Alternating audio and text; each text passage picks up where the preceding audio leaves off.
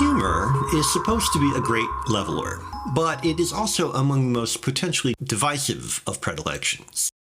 While anything can be made funny, generally our responses are very contingent and personal. In the mid-60s romp Modesty Blaise, the notoriously humorless Joseph Losey at least seems to think he is making something funny, and if you are attuned to his sensibility, I fear I am, there is much to enjoy. I suspect, however, that for every viewer who laughs at the ludicrous excess, there are probably 2 or 3 who are bewildered, even offended by it.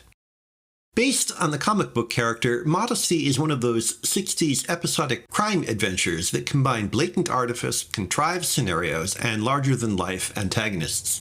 Monica Vitti is the indefatigable heroine, temporarily seconded from a life of high crime to help the British Secret Service deliver a load of diamonds to an Arab potentate. The arch-villain of the piece is Gabriel, Dirk Bogarde, whose flaming performance sets the bizarre tone, taking every opportunity to play up the story's most ridiculous and twisted implausibilities with equally baroque results. For example, the villainess, Mrs. Fothergill, Rosella Falk, is a repulsive dominatrix well dispatched, but when she is hung, and her body unexpectedly rises in the air behind Gabriel as he spins out his nefarious fantasies, is it funny? Or what about his reaction when he's told that a minor character named Borg has drowned? Looking at the seafood prepared for his breakfast, Gabriel asks, "How can I eat lobster when the lobsters are eating Borg?"